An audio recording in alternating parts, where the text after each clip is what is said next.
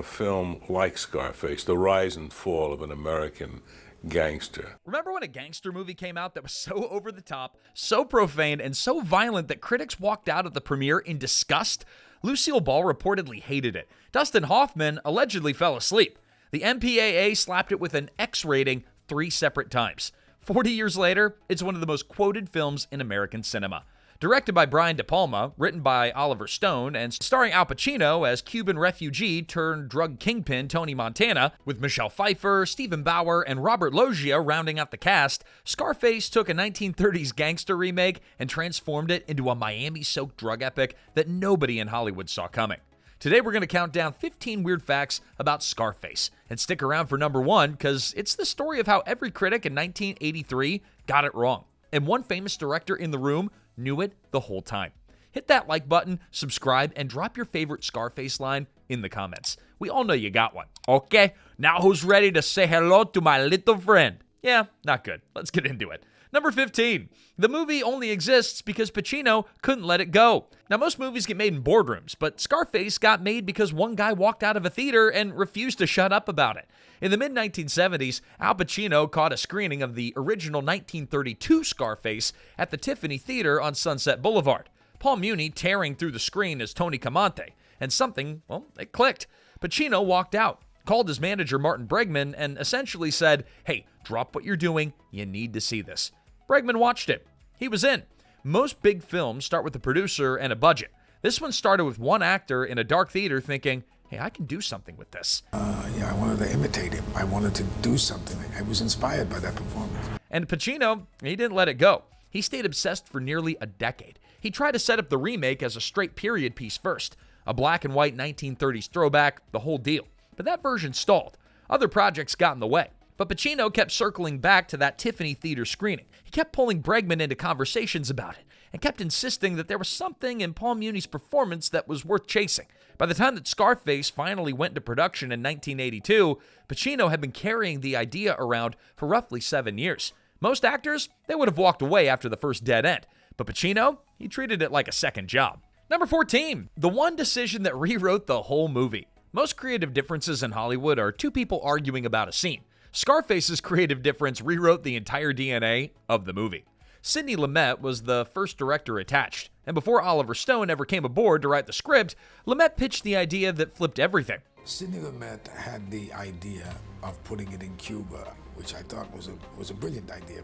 Forget the 30s. What if this story happens right now?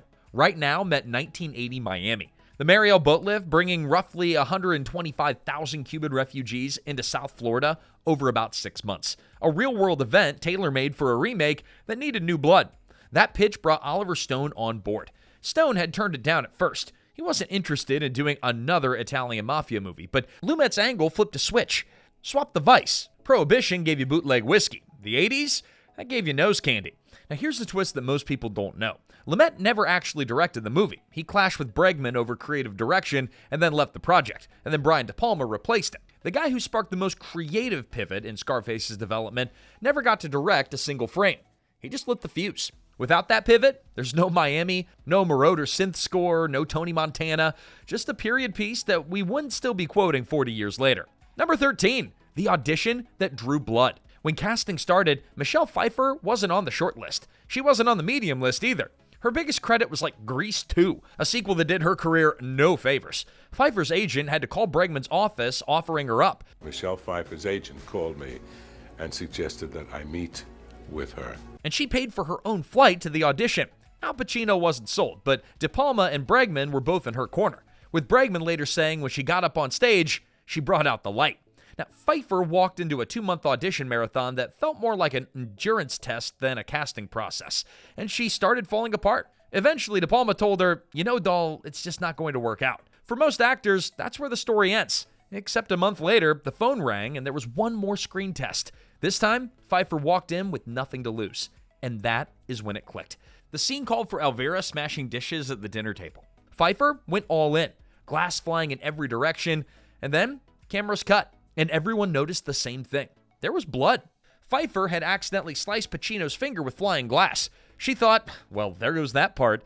But instead, that was the moment that sealed it. Pfeiffer has credited The Blood as the turning point where Pacino finally decided that she was right for Elvira. From a Grease 2 write-off to making Al Pacino bleed on a screen test, that is one way to land a part. Number 12, the only real Cuban on set became the secret weapon. Now, on most movie sets, the most important voice belongs to the director, but on Scarface, it was just the guy that nobody had heard of yet. That guy was Stephen Bauer, and here's how unusual his casting was. He barely had to do a thing. Casting director Alex Gordon spotted him hanging around the casting room one day and told De Palma and Bregman, "That's your Manny." Done. Both agreed on the spot. Why was it such an easy call? Well, because Bauer wasn't a famous actor trying to sound Cuban. He was Cuban. He was born in Havana in 1956. Stephen was somebody that we saw right in the beginning and liked right in the beginning. I was born in Cuba in 56. He emigrated to Miami at age 3. He's fluent in Spanish and already familiar to PBS viewers from the bilingual sitcom Que Pasa, USA. Now, once production kicked off, Bauer spent roughly a month in rehearsals helping Pacino lock in the accent and the rhythm of Cuban Spanish. Pacino even asked cinematographer John Alonzo to speak only Spanish to him on set to stay in character. Everyone walked out of the theaters quoting Tony Montana, but off camera, it was Manny that was the guy quietly helping him find the voice. And Bauer ended up with a Golden Globe nomination for Best Supporting Actor to show for it. Number 11, the boxer, the lion, and Meryl Streep.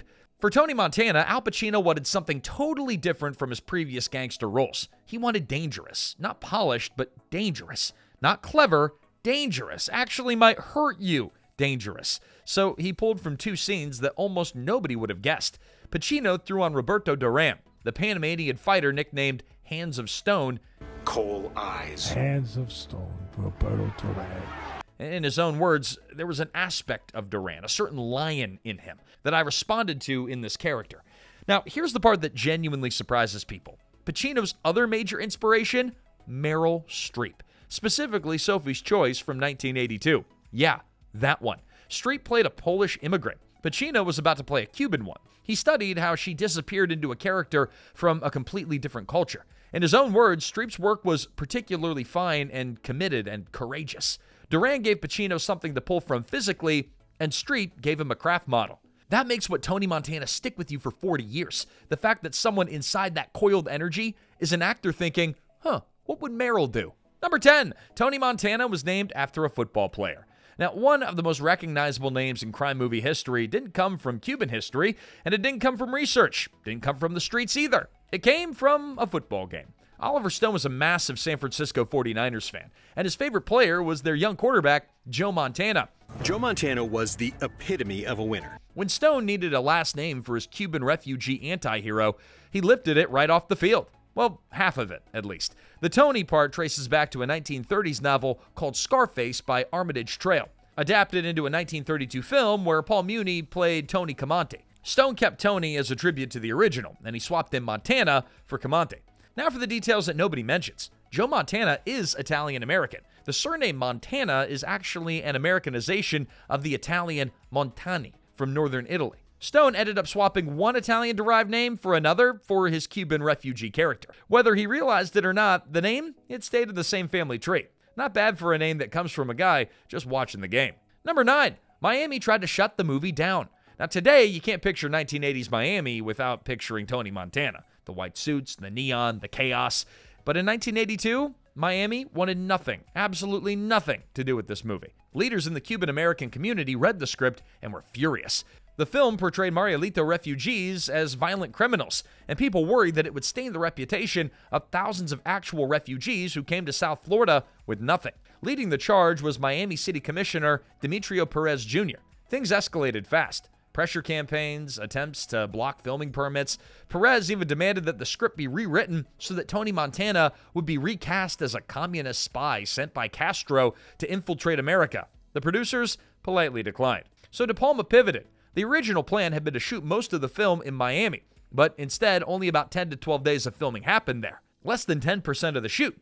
Bodyguards accompanied the crew for the days that they were on location. The rest relocated to Los Angeles. And here's the part that still wrecks people. The Miami that you do see in Scarface, most of it, not Miami at all. It's LA, dressed up with palm trees, Spanish language signs, and Art Deco facades. Freedom Town was built under the intersection of I-10 and I-110 in downtown LA.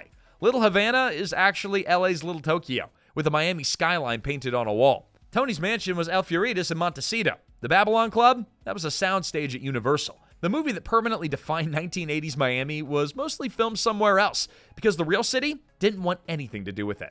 Number 8, the Babylon Club was a giant optical illusion. Now, most movie nightclubs are lit to look good and then are forgotten.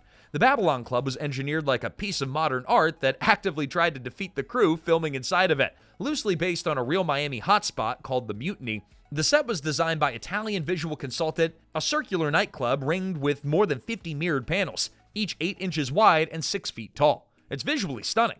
For cinematographer John Alonzo, that was a disaster waiting to happen. Here's Alonzo's reaction when he first walked onto the finished set on Soundstage 12 at Universal. "Oh my God, where am I going to put the cameras? I'll be seeing myself." So Scarfiotti built in a solution. Each panel was mounted on a gimbal, a rotating rig that let the crew tilt every mirror independently. That not only hid the cameras, but it gave Alonzo a tool that he could actually play with. He used the mirrors to show 5 reflections of Tony Montana at once, or to hold Pacino in the foreground while reflecting other characters behind him. In one scene, Alonzo reflected dancers and extras around a seated actor while not reflecting the actor himself, as to say, there's nobody here. And it gets even weirder. Those mirrored panels, they weren't glass. They were foam-back boards covered in clear acrylic, engineered to be safely shattered during the final Babylon Club shootout, and reset between takes without anyone sweeping up broken glass. The Babylon Club looks like pure glamour on the surface, but underneath, it's a mirrored box designed to make a king look trapped in his own kingdom, and rigged to explode on command. Hey, quick pause. If you still quote the "what you looking at" speech at least twice a month, hit that like button and ring that bell. And drop a comment with your favorite Tony Montana moment. The chainsaw standoff, the balcony scene, the "I always tell the truth even when I lie" line. It's all good. But back to Miami. Or, well, LA pretending to be Miami. You know what we mean. Number 7, the Gunfire was engineered to look like hell. In the early 1980s, movie gunfights had a weirdly underwhelming look. Half of what was happening in front of the camera wasn't making it onto film. And the reason? Well, cameras and guns weren't on the same clock. A gun would fire whenever the trigger is pulled, but a movie camera captures frames with a rotating shutter. So a lot of muzzle flashes were happening while the shutter was still closed. The Scarface crew decided to fix that. Special effects experts Ken Pepio and Stan Parks invented a custom synchronizer that wired the gun directly into the camera. Cinematographer John Alonzo described it best. The synchronizer prevents the gun from firing unless the camera shutter is open. Suddenly, every pull of the trigger photographed like an explosion. Long, bright, sustained muzzle flashes that stretched across the frame instead of vanishing between shutter cycles. Tony's famous little friend was originally supposed to be a military M16A1, but the M16's firing cycle didn't sync cleanly with the cameras, so Alonzo swapped it for a Colt AR-15, the civilian version, converted to fully automatic. Its native firing rhythm lined up with the shutter, which is why those muzzle flashes photograph so ridiculously long. The trade-off? Well, Pacino had a wire running down his leg during the mansion shootout. Every pull of the trigger was mechanical. De Palma later admitted that it drove Pacino a little crazy. He pressed the trigger and nothing would happen until the camera was in sync. He got a little testy, but it worked. Come on, it's Pacino. But this is exactly why the final shootout hits the way it does. A pure wall of light and noise pouring out of Tony Montana until he stops being a man and he starts being a weather event. Say hello to Alonzo, Pepio, and Park's very little friend. Number 6, "The world is yours" was more than just a line. Most movie catchphrases live on a t-shirt for a couple of years and then they quietly retire. "The world is yours"? It didn't. More than 40 years later, it still shows up on posters, in rap lyrics, it's tattooed on people's forearms. And the wildest part, it didn't originate in 1983. It came from the 1932 original.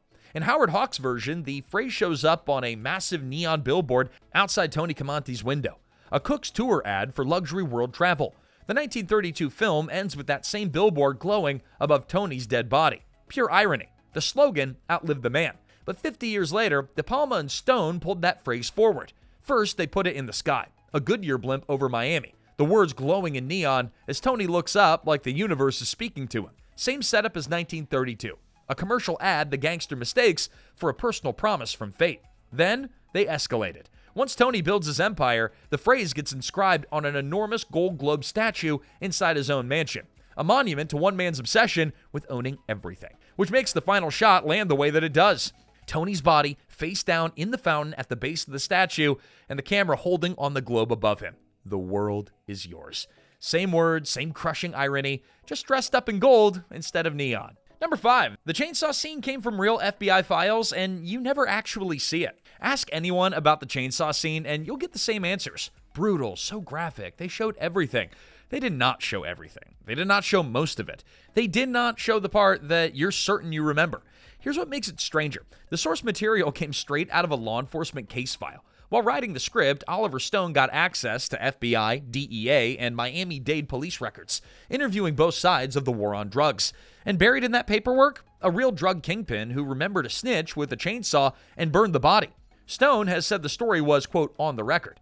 Now here's where De Palma does his magic trick. In the final cut, he never actually shows the chainsaw doing anything to anybody. Not once, not a single frame. And get this, he originally shot more. A graphic insert of a dismembered arm was filmed and then completely removed before the theatrical release. Even when he had the gore on film, he did trim it. So why do you feel like you saw it? Well, because De Palma was building a machine disguised to run inside your head. The sound, that high-pitched chain sound whine locked in your ear.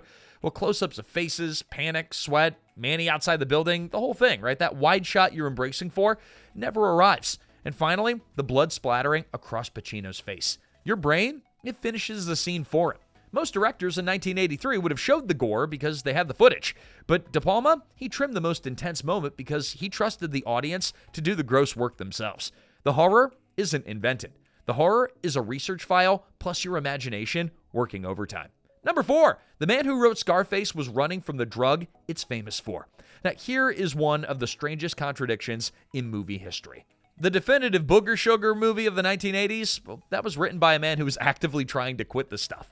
When Bregman brought Oliver Stone onto the screenplay, Stone was 2.5 years into a serious addiction. In his own words, he was, quote, doing coke and really an addict without knowing it. And here's the kicker. Stone did all the research while still using. His own words, quote, I did all the research for Scarface on cocaine, in and out of the country. It got me away from that world of cocaine, because I was doing cocaine myself. The research trips were fueling the habit, and then came time to write. And Stone knew that he couldn't do it in the United States, so he left the country. Stone moved to Paris, and there's an extra layer to why Paris. Stone's mother was French. Paris was her hometown. Stone spent childhood summers with his grandparents there and spoke French as his first language. He wasn't picking a random European city, he was going back to family ground. In his own words, thank God, nobody was doing it there. That's when Scarface got written. Cold turkey, completely sober. Stone has said that he never became addicted to cocaine again after writing it. And here's how he framed it ever since. Stone has called Scarface, quote, me taking my revenge on the drug. Cocaine had cost him money, screwed with his brain, and Scarface was how he got even. And then came the plot twist. 40 years later, the script that Stone intended as a takedown of the white powder became the most celebrated movie about it ever made. Rappers quote it all the time, t-shirts glorify it. The warning that Stone buried inside the excess, most of the audience, they walked right past it. One of the loudest on-screen celebrations of the party lifestyle was written by a guy who flew halfway around the world to stop using, and actually succeeded. Number 3, Pacino paid for Tony Montana, physically. Now, method acting stories usually end with an actor winning an Oscar and then telling a fun anecdote in a press junket. But Pacino's Scarface story ends with him in an emergency room. Start with the nose candy, that mountain of white powder on Tony Montana's desk. It wasn't real. Of course, the production used a prop substitute, and it was documented as powdered baby laxative. Pacino inhaled fine white powder for months, take after take. In a 2015 interview, Pacino said about his nose, for years after, I had things up in there. I don't know what happened to my nose, but it changed. Nasal damage from fake nose candy on a movie where his character was an addict, one of the more unfair trades in acting history. But that wasn't the bad injury. The bad injury happened during the mansion shootout. Pacino had been firing blanks through his rifle take after take. The barrel got hot, like actually hot. The rifle had just fired 30 rounds when the next thing happened. After Tony takes the hit that drops him, Pacino stumbled and grabbed the barrel rifle to steady himself. In his own words, my hand stuck to that sucker. Pacino was badly burned. Skin stuck to the gun. He was sidelined for 2 weeks while De Palma rearranged the schedule and used the extra time to film more of the hyper-violent climax from additional angles. By the time Scarface wrapped, Pacino walked off that set carrying the character with him, and a bandaged hand to prove it. Number 2, they fought the ratings board and then cheated it. In 1983, an X rating, that operated like an execution order for mainstream movies. No major theater chain would touch it. No newspapers would run ads. Most TV networks wouldn't even sell commercial time. So when Scarface came back from the MPAA with an X, that's a problem. A second time? Bigger problem. Third time? You got alarm bells. Bregman told the New York Times, "We've been officially designated as a pornographic film." De Palma played ball at first. He trimmed scenes, he softened shots. The board kept sending it back. By the third X, De Palma had enough. Here's his quote. "I said, I've had it with these people. I'm not taking any more out." At that point, Bregman and De Palma stopped negotiating and went to war. They filed a formal appeal, and for their testimony, brought in real narcotics officers who'd worked the Miami drug wars firsthand. Not actors, not consultants, actual cops. The head of Broward County's organized crime division even spoke in favor of the film. Their argument was simple. The film isn't exaggerated. This is what it looks like out there. The appeal board, made up of 20 theater owners and studio executives, overturned the X in a landslide, 18-2. Scarface got its R rating. But here's where the story goes from interesting to legendary. Once R was approved, De Palma went back to the MPAA with a polite request. Since the cuts between his original version and the approved version were pretty minor, would they mind if he just released the original version with the new R rating? The MPAA said no. So De Palma did it anyway, quietly, no announcement. He only admitted to it months after the film was already in theaters. The version that hit theaters in December of 1983 was essentially the original cut, the version that they specifically told him he could not release. In his own words, "Everything I cut out to appease the rating board, I put back in, and that's what you see." Sometimes in Hollywood, it's genuinely easier to apologize than ask permission, especially when you already tried to ask permission, got denied, and proceeded anyway. Number 1, the movie that critics hated became a cultural religion. Now here's a fun exercise. Find somebody born after 1990 and ask him to name an 80s gangster movie. Every single person will say Scarface. It's more quoted than The Godfather, it's more referenced in music than Goodfellas. Tony Montana's face is on t-shirts, music videos, dorm room posters, and stitched into the cultural DNA of entire genres. Now, here's the part that still shocks people. When Scarface came out in December of 1983, critics buried it. The budget had ballooned from about $13 million to close to $37 million. Universal was sweating before the reviews dropped. Then, they did drop. Pauline Kael was mixed at best. Leonard Maltin gave it 1.5 stars out of 4, calling it an exhausting slog that offered no new insight beyond crime doesn't pay. The premiere reactions were worse. Kurt Vonnegut and John Irving reportedly walked out during the chainsaw scene. Dustin Hoffman allegedly fell asleep. Lucille Ball, who built a career on feel-good Cuban-American content, was appalled by the violence and the language. When you lose I Love Lucy at a screening of your own movie, that's a signal. But here's the twist. One person stayed and watched the whole thing. Martin Scorsese. During the screening, he leaned over to Stephen Bauer and said something that's become legendary. "You guys are great, but be prepared because they're going to hate it in Hollywood, because it's about them." Scorsese nailed it. Scarface pulled in $45 million domestically, nowhere near what Universal had been hoping for. The studio quietly moved on, and that should have been the end. But instead, in the summer of 1984, Scarface hit VHS, and the movie found a completely different audience. The Gen X crowd was just discovering home video rentals, and Scarface was getting rented. A lot. Then, hip-hop found it, and everything changed. An entire generation of artists looked at Tony Montana and saw something that the critics missed. Not a villain, but a blueprint. A kid from nothing who muscled his way into a world that didn't want him, and refused to apologize for any of it. Al Pacino has credited hip-hop with keeping the film alive. In his own words, the culture just got it. Most movies get forgotten within a decade, but Scarface did the opposite. And somewhere in a screening room in 1983, Martin Scorsese was already calling it. Everyone else just took 40 years to catch up. Pauline Kael is not on a t-shirt at the mall, but Tony Montana, he still is. So there you have it. 15 weird facts about a movie that was supposed to be a throwaway gangster remake and accidentally became one of the most quoted films in American cinema. Nobody saw Tony Montana coming in 1983.